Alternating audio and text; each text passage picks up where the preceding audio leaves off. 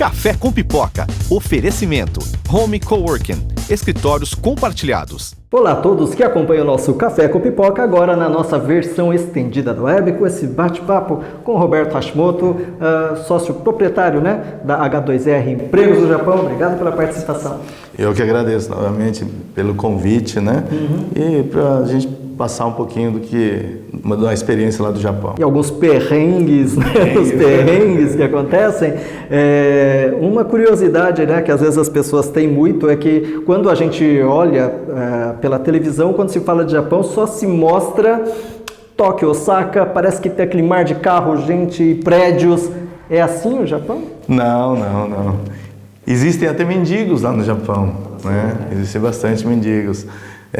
Tinha uma época que eu trabalhava com japoneses, Eu era encarregado e eu ia buscar esses mendigos lá no Japão, lá para trabalhar. Serviço, é como se fosse diarista. Entendi.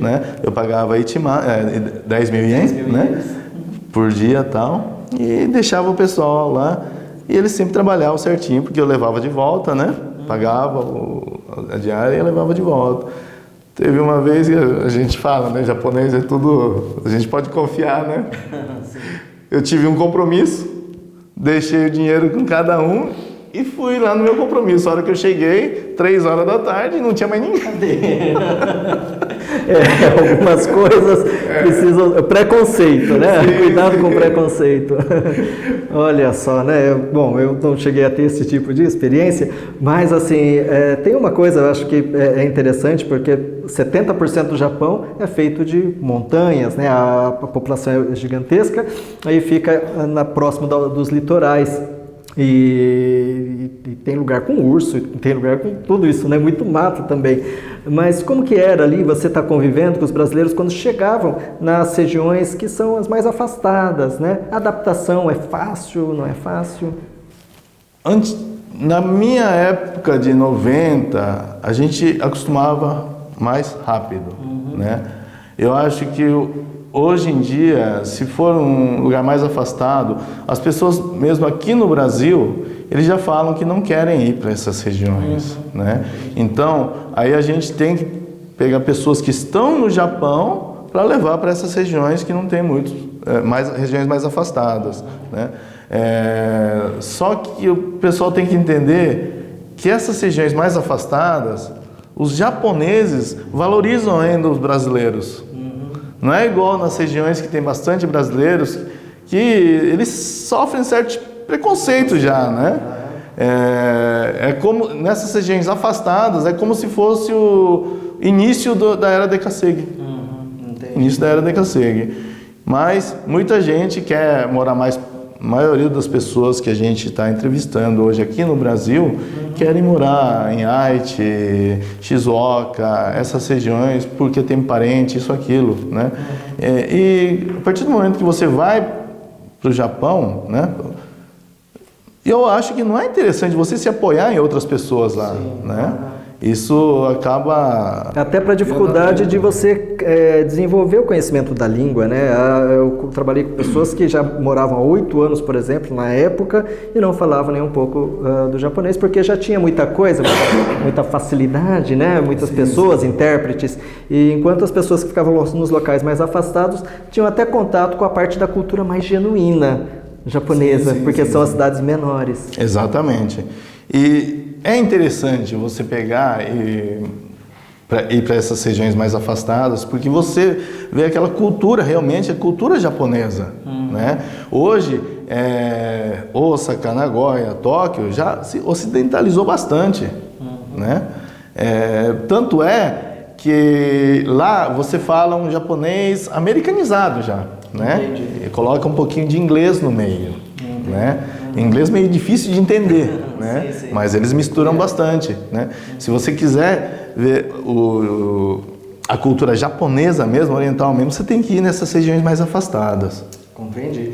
E uma outra, a gente está falando muito sobre a cultura, Porque a cultura é um fator determinante até para uma vida mais plena, né? E a gente tem aqui também o nosso espaço da Home Coworking, que patrocina a gente, e justamente porque é um ambiente onde você reúne pessoas com diversas ideias e a partir dali você cria novas, você cria conexões. É uma grande oportunidade, seja Japão, Inglaterra, onde for, a pessoa ter essa experiência, né? Sim, com certeza. Hoje mesmo já tive uma experiência boa aqui, né?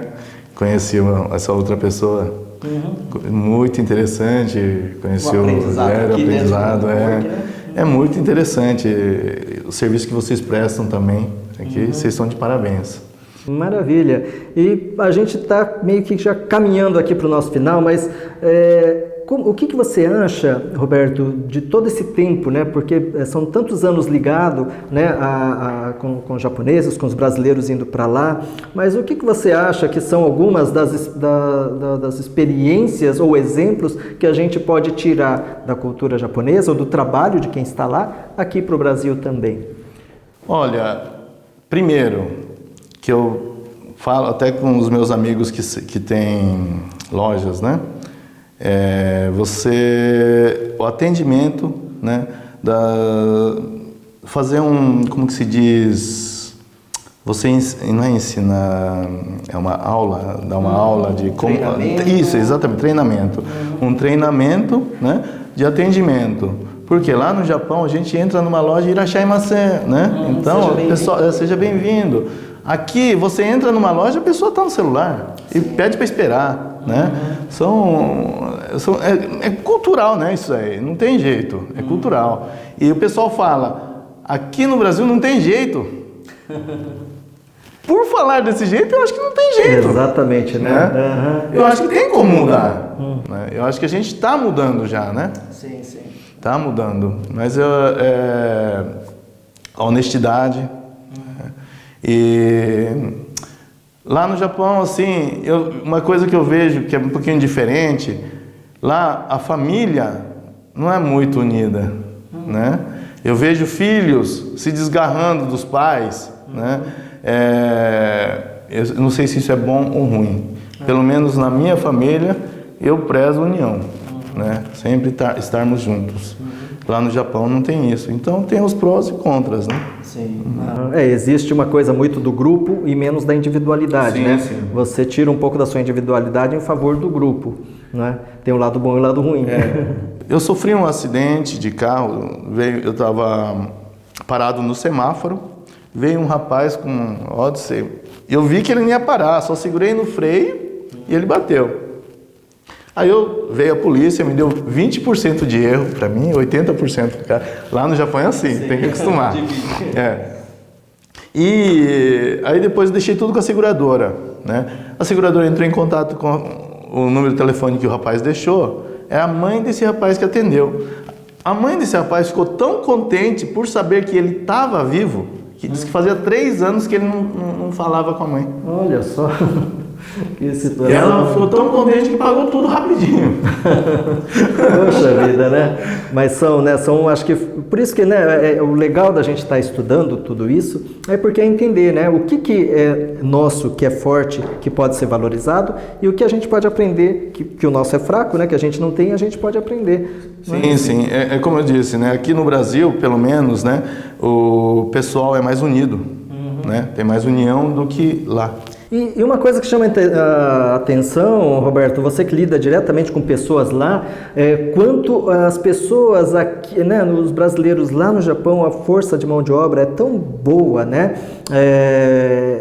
tão empenhada, e de repente a gente sente, né, empresários aqui, a gente sente que, e eu que vivi os dois lados, falo, poxa, por que o pessoal lá se destaca tanto e aqui o pessoal às vezes não tem essa vontade, essa energia toda?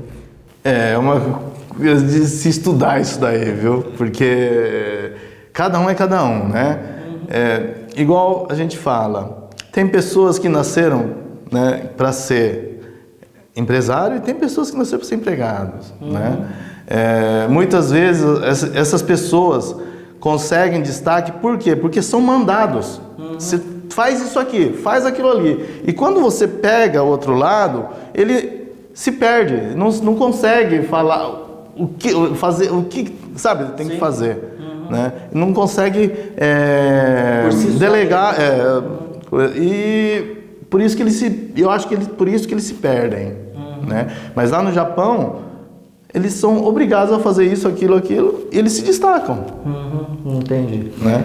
Bom, acho que tudo isso a gente vai ter que, né? A gente tem que estar pensando, analisando, assistindo o vídeo. E uma última dica que você pode deixar para a gente finalizar, Roberto, com toda a sua experiência, seja para quem está aqui no Brasil, seja para quem está querendo ir para o Japão, qual que é a sua dica de ouro daquilo, de toda a sua experiência que você tem para falar para as pessoas? É o que eu tinha falado anteriormente, né? Pessoas que vão para o Japão sempre manter a humildade. Humildade em primeiro lugar lá no Japão, né? Porque com humildade você vai conquistar, né, os japoneses lá, a confiança dos japoneses. E você tendo confiança dos japoneses, você tem de tudo lá. Bom, isso no Japão, aqui ou em qualquer lugar. Então, dessa maneira a gente termina o nosso Café com Pipoca. Muito obrigado novamente pela participação, Roberto. E até a próxima. Até mais. Tchau.